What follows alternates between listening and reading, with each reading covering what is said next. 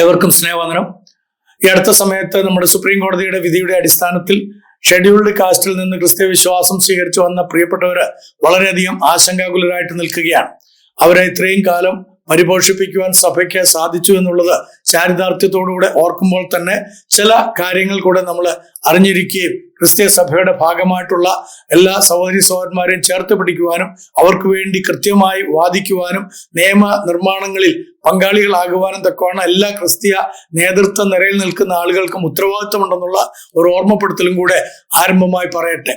മതപരിവർത്തന വിരുദ്ധ നിയമങ്ങളോട് ഇന്ത്യൻ ക്രിസ്ത്യാനികൾ അല്ലെങ്കിൽ വിശുദ്ധ ബൈബിളിന്റെ അടിസ്ഥാനത്തിൽ എങ്ങനെ നമ്മൾ പ്രതികരിക്കണം? സഭകൾക്കും വിശ്വാസികൾക്കും ഒരു ബൈബിൾ മാർഗനിർദ്ദേശം തരുന്നുണ്ടോ ഈ വിഷയത്തെ സംബന്ധിച്ച്? ഇന്ത്യയിലെ മതപരിവർത്തന വിരുദ്ധ നിയമങ്ങളെ കുറിച്ചുള്ള ചർച്ചകൾ വർദ്ധിച്ചുകൊണ്ടിരിക്കണമെന്നായ ഈ കാലഘട്ടത്തിൽ അതിനാരും തന്നെ മുതിരുന്നില്ല എന്നുള്ളതും വളരെ ഖേദകരമായിട്ടുള്ള കാര്യമാണ്. ആ സമയത്തൊക്കെ ക്രൈസ്തവ വിശ്വാസികളുടെ ഉള്ളിൽ നിന്ന് ഉയർന്നു വരുന്ന ഒരു ചോദ്യമുണ്ട്. ഇതിപ്പോ ഞാൻ എൻ്റെ ഉള്ളിൽ നിന്ന് മാത്രം ഉയർന്നു വരുന്ന ചോദ്യമല്ല. നിരവധി ആളുകൾ ഇന്നലെയും ഇന്നുമായിട്ട് എന്നോട് ചോദിച്ച ചോദ്യങ്ങളുടെ അടിസ്ഥാനത്തിലാണ് വീഡിയോ നിങ്ങളുമായിട്ട് പങ്കുവെക്കുന്നത്. അപ്പൊ നിയമപരമായും ആത്മീയമായും ഈ സാഹചര്യത്തിൽ സഭയും വിശ്വാസികളും എങ്ങനെയാണ് പ്രതികരിക്കേണ്ടത്? ഈ ചോദ്യത്തിന് ഉത്തരമിടുമ്പോൾ തന്നെ ക്രിസ്ത്യാനികൾക്ക് മാർഗനിർദ്ദേശം നൽകുന്നത് മനുഷ്യരുടെ അഭിപ്രായമല്ല, മറിച്ച് ദൈവവചനമാണെന്നുള്ളത് മറന്നുപോരുത്. യേശു കർത്താവ് തന്റെ ശിഷ്യന്മാർക്ക് നൽകിയ ഉപദേശങ്ങൾ, ആദ്യകാല സഭയുടെ അനുഭവങ്ങൾ, കൂടാതെ ബൈബിളിൽ രേഖപ്പെടുത്തിയിരിക്കുന്ന ഇതിനെ സംബന്ധിച്ചുള്ള വിഷയങ്ങൾ നമ്മെ ശരിയായ ദിശയിലേക്ക് നയിക്കും എന്നതിന് യാതൊരു സംശയമില്ല. ഈ ഒരു ആർട്ടിക്കിൾ ഇന്ത്യൻ ക്രിസ്ത്യാനികൾ ബൈബിളിന്റെ അടിസ്ഥാനത്തിൽ എങ്ങനെ പ്രതികരിക്കണം എന്നതിനെ വിശദമായിട്ട് പരിശോധിക്കാൻ വേണ്ടിയിട്ടാണ് ഞാൻ ഉപയോഗിക്കുന്നത്. ഒന്നാമതായിട്ട് ഭരണാധികാരികളെ ബഹുമാനിക്കുക. അത് നമ്മൾ മറന്നു പോകണ്ട. ഭരണാധികാരികളെ ഉത്തരവാദിത്വപൂർവ്വം ബഹുമാനിക്കുവാനുള്ള ദൗത്യം എല്ലാ ക്രൈസ്തവ വിശ്വാസിക്കുമുണ്ട്. പക്ഷേ ദൈവത്തെ ആയിരിക്കണം ആദ്യം അനുസരിക്കേണ്ടത്. ദൈവത്തെ അനുസരിക്കുന്നതിന്റെ അടിസ്ഥാനത്തിൽ മാത്രമേ ഭരണാധികാരികളെ ബഹുമാനിക്കാൻ കഴിയുകയുള്ളൂ എന്ന് വചനം നമ്മളെ പഠിപ്പിക്കുന്നുണ്ട്. അപ്പൊ ക്രിസ്ത്യാനികൾക്ക് ബൈബിൾ നൽകുന്ന ആദ്യ നിർദ്ദേശം നിയമത്തെയും ഭരണകൂടത്തെയും ബഹുമാനിക്കുക എന്നത് തന്നെയാണ്. അപ്പോസ്തലനായ വിശുദ്ധ പൗലോസ് വളരെ കൃത്യമായിട്ട് ഇതിനെക്കുറിച്ച് പറയുന്നത് എല്ലാവരും ഭരണാധികാരികൾക്ക് കീഴടങ്ങണം. വിശുദ്ധ ബൈബിളിൽ റോമാലേഖനം 13-ാം അധ്യായത്തിന്റെ 1-ാം വാക്യത്തിൽ പറയുന്നുണ്ട്. ഇത് ക്രിസ്ത്യാനികൾ സമൂഹത്തിൽ നിയമം മാനിക്കുന്ന പൗരന്മാരായിരിക്കണം എന്നതിന്റെ ഏറ്റവും വ്യക്തമായിട്ടുള്ള ഒരു തെളിവ് തന്നെയാണ്. എന്നാൽ ഇതിനൊരു പ്രധാന പരിധിയുണ്ട്. അതെന്താണെന്ന് വെച്ച് കഴിഞ്ഞാൽ അപ്പോസ്തലന്മാർ നമ്മളെ പഠിപ്പിച്ചിരിക്കുന്നത് മനുഷ്യരെക്കാൾ ദൈവത്തെ അനുസരിക്കേണ്ടതാണ്. മനുഷ്യരെ അനുസരിക്കുന്നതിനേക്കാളും ദൈവത്തെ ആയിരിക്കണം നാം കൂടുതലായിട്ട് അനുസരിക്കേണ്ടത്. അപ്പോസ്തല നടപടികൾ 5-ാം അധ്യായത്തിന്റെ 29-ാം വാക്യം അതാണ് നമ്മളെ പഠിപ്പിക്കുന്നത്. അതുകൊണ്ട് ക്രിസ്ത്യാനികളുടെ നിലപാട് രണ്ട് കാര്യങ്ങൾ ഒരുമിച്ച് നിലനിർത്തുന്നതാണ്. ഒന്ന്, നിയമത്തെ ബഹുമാനിക്കുക, എന്നാൽ ദൈവത്തിന്റെ കൽപ്പനകൾക്ക് മുൻഗണന നൽകുക. രണ്ടാമതായിട്ട് സുവിശേഷം പ്രസംഗിക്കുക അല്ലെങ്കിൽ പ്രഘോഷിക്കുക. സഭയുടെ ദൈവികമായ ഒരു ദൗത്യമാണ് ഈ സുവിശേഷ പ്രേക്ഷിത ദൗത്യം എന്ന് പറയുന്നത്. അതൊരു ഓപ്ഷൻ അല്ല. ചിലരൊക്കെ ചെയ്തോട്ടെ, ഞാൻ അതിനകത്തൊന്നും പങ്കാളിയാകുന്നില്ല എന്ന് പറയുന്ന ഒരുവന് ക്രിസ്ത്യാനി ആയിരിക്കാൻ കഴിയുകയില്ല.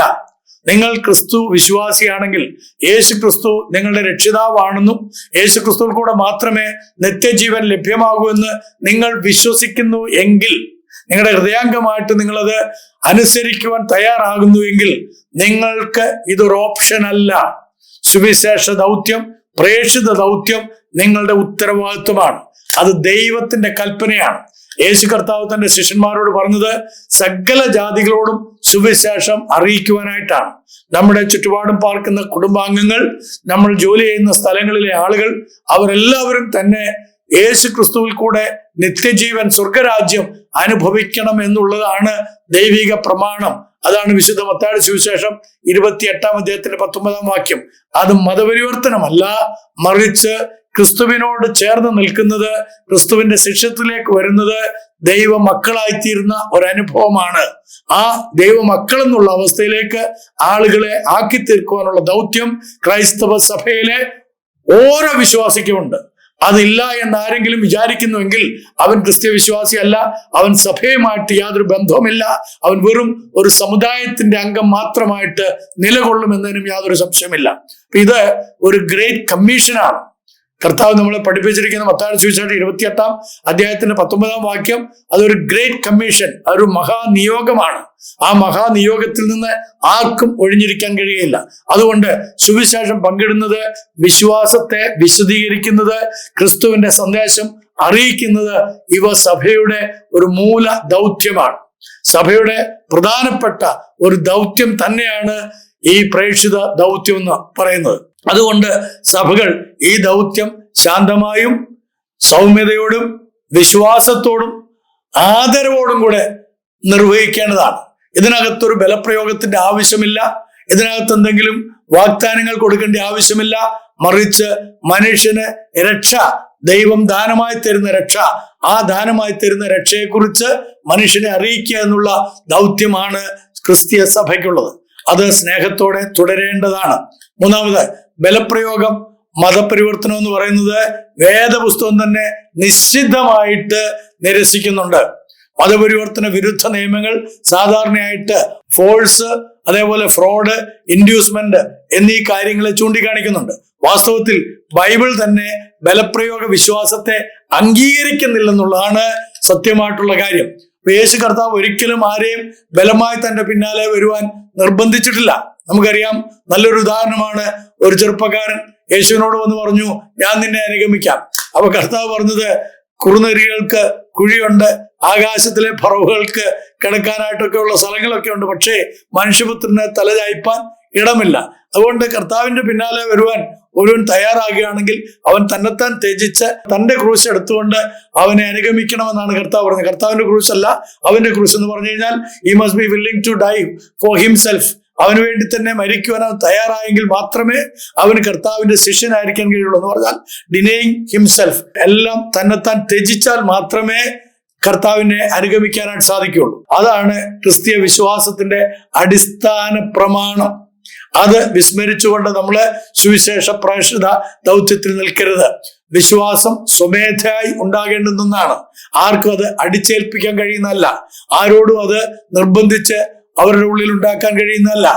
അങ്ങനെ ആരെങ്കിലും ചെയ്യുന്നുണ്ടെങ്കിൽ അവർ കുറ്റക്കാരാണ്, അവർ ശിക്ഷയ്ക്ക് പാത്രീഭൂതരായേ പറ്റുള്ളൂ.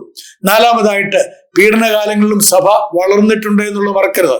അത് ചരിത്രം നമ്മളെ പഠിപ്പിക്കുന്നുണ്ട്.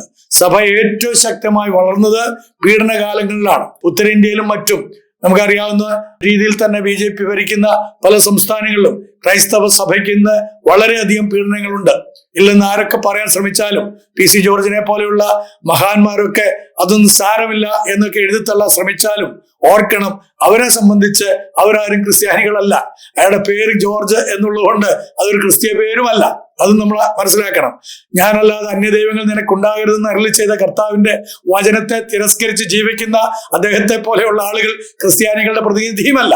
അതുകൊണ്ട് അദ്ദേഹം ഒരു ക്രിസ്ത്യാനിയാണ്, അദ്ദേഹത്തിന്റെ മകനൊരു ക്രിസ്ത്യാനിയാണ്. അപ്പൊ അവരൊക്കെ ജയിച്ചോട്ടെന്നൊക്കെ വാദിക്കുന്ന ആളുകൾ ഈ കാലഘട്ടത്തിൽ നമ്മുടെ കേരളത്തിലൊക്കെ ഉണ്ട്. അങ്ങനെയുള്ളവരുടെ അറിവിലേക്ക് പറയാം, ഒരുവൻ ക്രിസ്ത്യാനി ആകുകയാണെങ്കിൽ, അല്ലെങ്കിൽ ക്രിസ്തു ഭക്തനാണെങ്കിൽ, അവൻ ക്രിസ്തുവിനെ അനുസരിക്കുന്നവനായിരിക്കണം, ദൈവവചനത്തെ പാലിക്കുന്നവനായിരിക്കണം. അല്ലാത്തവനൊക്കെ ഏതിനെ കണ്ടു കഴിഞ്ഞാലും അപ്പ കാണുന്നവനെ കയറി അപ്പ എന്ന് വിളിക്കുന്നവനായിരിക്കും. മനസ്സിലായില്ലേ? അപ്പൊ അങ്ങനെയുള്ളവരൊന്നും ക്രിസ്ത്യാനികളുടെ പ്രതിനിധിയുമല്ല. നാഴികയ്ക്ക് നാപ്പോട്ട് ഞാൻ ക്രിസ്ത്യാനിയാന്ന് പറഞ്ഞുകൊണ്ട് ഒരുവൻ ക്രിസ്ത്യാനിയാകുകയല്ല. ഒരുവൻ ക്രിസ്ത്യാനിയാകുന്നത് ക്രിസ്തുവിനെ അനുഗമിക്കുമ്പോഴാണ്.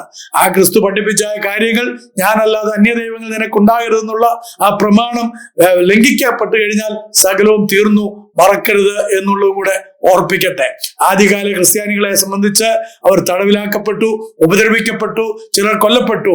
എന്നാൽ അവർ സുവിശേഷം പ്രഖ്യാപിക്കുന്നത് നിർത്തിയില്ല. ഈ അടുത്ത സമയത്ത് ഞാൻ ശ്രീലങ്കയിലെ ക്രിസ്തീയ നേതൃത്വ നിരയിലുള്ള ആളുകളുടെ ഒരു സംഗമം അവിടെ ഉണ്ടായിരുന്നുകൊണ്ട് അതിൽ എന്നെ കൂടെ ക്ഷണിച്ചതിനാൽ അവിടെ പോകാനിടയായി. അപ്പൊ ഞങ്ങളുടെ സഭകളുടെ പ്രധാനപ്പെട്ട ആളുകൾ, വിവിധ രാജ്യങ്ങളിലെ ചുമതലക്കാരൊക്കെ അവിടെ വരുവാനിടയായി.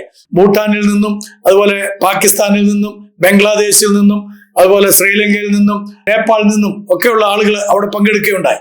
അപ്പൊ അവരൊക്കെ വളരെ പീഡനങ്ങളിലൂടെ ഒക്കെ കടന്നു പോകുമ്പോഴും അവർ പറയുന്നത് ആയിരക്കണക്കിന് ആളുകള് ക്രിസ്തു വിശ്വാസത്തിലേക്ക് വന്നുകൊണ്ടിരിക്കുന്നു. അത് വലിയൊരു ചാരിതാർത്ഥ്യമാർന്ന കാര്യം തന്നെയാണ്.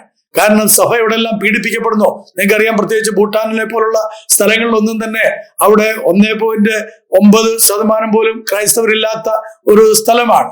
അങ്ങനെയുള്ള ആ സ്ഥലത്തുമൊക്കെ വിശ്വാസികൾ വളരെ തന്മയത്വത്തോടുകൂടെ സുവിശേഷ ഘോഷണത്തിൽ ഏർപ്പെടുന്നു. അനേകർ കർത്താവിലേക്ക് അടുത്തു വരുന്നു. അത് പാകിസ്ഥാനിലായിരുന്നാലും ബംഗ്ലാദേശിലായിരുന്നാലും ഒക്കെ അവിടെയും സുവിശേഷം കേട്ട് അനേകര് വിശ്വസിച്ചു വരുന്നു. കാരണം സുവിശേഷത്തിന് ബന്ധനമില്ല.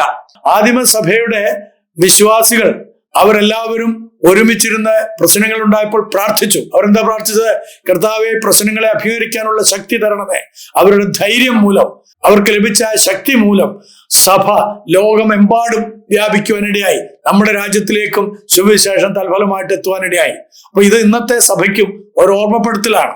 പ്രതിസന്ധികൾ ഉണ്ടായിക്കോട്ടെ, ദൈവത്തിന്റെ ദൗത്യം മനുഷ്യ നിയമങ്ങളാൽ നിർത്താനാകയില്ല എന്നുള്ളത് നാം അറിഞ്ഞിരിക്കണം.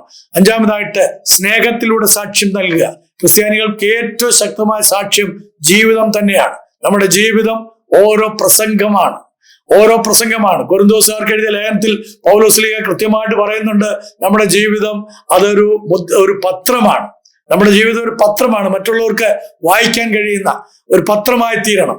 തമ്മിൽ തല്ലിയും പള്ളികൾ പിടിച്ചെടുക്കാൻ വേണ്ടിയിട്ടൊക്കെ ഉള്ള കേസുകൂട്ടങ്ങൾ അതൊക്കെ അവസാനിപ്പിക്കേണ്ട സമയം കഴിഞ്ഞിരിക്കുന്നു. ഇത് 21-ാം നൂറ്റാണ്ടിലാണ്. ജനത്തിന് ഇതിനകത്തൊന്നും വലിയ താല്പര്യമില്ല. ക്രിസ്തുവിന്റെ സ്നേഹമായിരിക്കണം നമ്മളെ നിർബന്ധിക്കുന്നത്. നമ്മുടെ പരസ്പര സ്നേഹം കണ്ട് ലോകം നമ്മൾ വാസ്തവമായി ക്രിസ്തുവിന്റെ ശിഷ്യരാണെന്ന് അറിയുന്ന സമയം അതിക്രമിച്ചിരിക്കുന്നു. അതുകൊണ്ട് സഭയുടെ പ്രധാന സാക്ഷ്യം അത് സ്നേഹത്തിലൂന്നിയ, സേവനത്തിലുള്ള, കരുണയുള്ള, സത്യസന്ധതയുള്ള ഒരു ശുശ്രൂഷയായിരിക്കണം. ഇതിലൂടെ പലരും ക്രിസ്തുവിന്റെ സന്ദേശം തിരിച്ചറിയുമെന്നതിന് യാതൊരു സംശയവുമില്ല. ആറാമതായിട്ട് ജ്ഞാനത്തോടെ പ്രവർത്തിക്കുക. ക്രിസ്തീയ വിശ്വാസികൾ വികാരാധീനരായിട്ട് പ്രതികരിക്കേണ്ടതിലല്ല. യേശു കർത്താവ് പറഞ്ഞത്, പാമ്പുകളെ പോലെ ജ്ഞാനികളും പ്രാവുകളെ പോലെ നിർദോഷികളുമായിരിക്കുവിൻ. വിശുദ്ധ മത്തായി എഴുതിയ സുവിശേഷം 10-ാം അധ്യായത്തിന്റെ 16-ാം വാക്യം. അതായത് ക്രിസ്ത്യാനികൾ നിയമങ്ങളെ മനസ്സിലാക്കണം. നിയമപരമായ അവകാശങ്ങൾ, ഓരോരുത്തർക്കുമുള്ള അവകാശങ്ങൾ, ഉത്തരവാദിത്തങ്ങൾ ഇവ അറിഞ്ഞിരിക്കണം. ജ്ഞാനത്തോടെ പ്രവർത്തിക്കണം. ഏഴാമതായിട്ട് പ്രാർത്ഥനയാണ് സഭയുടെ ഏറ്റവും വലിയ ആയുധം. സഭയുടെ യഥാർത്ഥ ശക്തി രാഷ്ട്രീയ ശക്തിയല്ല, മറിച്ച് ആത്മീയ ശക്തിയാണ്. ആദ്യകാല സഭ പ്രശ്നങ്ങൾ വന്നപ്പോൾ ചെയ്തത്, അവരെ ഉപവസിച്ചു, അവരെ പ്രാർത്ഥിച്ചു. ദൈവത്തോട് അവരൊരുമനപ്പെട്ട് യാചിച്ചപ്പോൾ ദൈവം അവരുടെ പ്രാർത്ഥന കേൾക്കുകയും അവർക്ക് ശക്തി നൽകി അവരിലൂടെ സുവിശേഷം സകല ജാതികളുടെ ഇടയിലേക്കും ഒഴുകിച്ചെല്ലുകയും ചെയ്തു. ഇന്നും സഭ ഒരുമിച്ച് പ്രാർത്ഥിക്കുകയാണെങ്കിൽ, ഐക്യമത്യപ്പെട്ട് പ്രാർത്ഥിച്ചു കഴിഞ്ഞാൽ കർത്താവിന്റെ നാമം ഉയർത്തപ്പെടുമെന്നതിന് യാതൊരു സംശയമില്ല. എന്തൊക്കെയാണ് നമ്മൾ പ്രാർത്ഥിക്കേണ്ടത്? രാജ്യത്തിന്റെ നേതാക്കന്മാർക്കായിട്ട് നമ്മൾ പ്രാർത്ഥിക്കണം. നിയമ നിർമ്മാണങ്ങൾ നടത്തുന്നതായിട്ടുള്ള ആളുകൾക്കായിട്ട് നമ്മൾ പ്രാർത്ഥിക്കണം. പ്രത്യേകിച്ച് നമ്മുടെ കേരളത്തിൽ ഇലക്ഷൻ വരാൻ പോവുകയാണ്. ക്രൈസ്തവ സഭ അറിയണം ആരാണ് ആർക്ക് നന്മ ചെയ്യുന്നത്, എങ്ങനെയാണ് നമുക്ക് മതസ്വാതന്ത്ര്യം നിലനിർത്താനായിട്ട് സാധിക്കുക എന്നുള്ളത്. അപ്പൊ നമ്മുടെ ദേശത്ത് സമാധാനം ഉണ്ടായാൽ മാത്രമേ നമുക്ക് സുവിശേഷ പ്രവർത്തനങ്ങളിൽ പങ്കാളികളാകാൻ കഴിയുകയുള്ളൂ. എട്ടാമതായിട്ട് ഇന്ത്യയിലെ സഭയ്ക്ക് ഒരു വലിയ അവസരം ഇന്നത്തെ സാഹചര്യം ഒരുക്കി തന്നിരിക്കുകയാണ്. ഒരു ആത്മീയ അവസരമാണിത്. എന്തൊക്കെയാണ് നാം ചെയ്യേണ്ടത്? വിശ്വാസത്തിൽ നമ്മൾ ഉറച്ചു നിൽക്കണം, ക്രിസ്തുവിന്റെ സ്നേഹം പ്രകടിപ്പിക്കണം, സമൂഹത്തെ സേവിക്കണം, സമാധാനം പ്രഘോഷിക്കണം. ഇത് ചെയ്യുമ്പോൾ കൂടുതൽ ശക്തിയോടുകൂടെ നിൽക്കുവാനും ദൈവകൃപ അനുഭവിക്കുവാനും ഇടയായിത്തീരും. മതപരിവർത്തന വിരുദ്ധ നിയമങ്ങളെ കുറിച്ചുള്ള ചർച്ചകൾ തുടരുന്ന ഈ സമയത്ത് ഇന്ത്യൻ ക്രിസ്ത്യാനികൾ ഭയപ്പെടേണ്ടതിന്റെ യാതൊരു കാര്യമില്ല. കാരണം വേദപുസ്തകം നമുക്ക് തരുന്ന ഉറപ്പ്, ഭരണാധികാരികളെ ബഹുമാനിക്കുമ്പോൾ, ദൈവത്തെ അനുസരിക്കുമ്പോൾ, സുവിശേഷം സ്നേഹത്തോടെ പങ്കിടുമ്പോൾ, പീഡനത്തിൽ പോലും വിശ്വാസത്തിൽ ഉറച്ചു നിൽക്കുവാനുള്ള ശക്തി പ്രാർത്ഥനയിലൂടെ നമ്മൾ ആർജിച്ചെടുക്കുമ്പോൾ ചരിത്രത്തിന്റെ അടിസ്ഥാനത്തിൽ നമുക്ക് പറയാൻ കഴിയും, സഭയെ അടിച്ചമർത്താൻ ശ്രമിക്കുന്നവർ കൂടെ സഭയുടെ ഭാഗവാക്കുകളായിട്ട് സഭയ്ക്ക് വേണ്ടി ശക്തമായി നിൽക്കും എന്നുള്ളതാണ്. അതുകൊണ്ട് നമുക്ക് ആത്മവിശ്വാസത്തോടെ പറയാം, ക്രിസ്തുവിന്റെ സുവിശേഷം ഒരിക്കലും ആർക്കും തടസ്സപ്പെടുത്തുവാൻ കഴിയില്ല. സുവിശേഷത്തിന് ബന്ധനമില്ല. നന്ദി, നമസ്കാരം.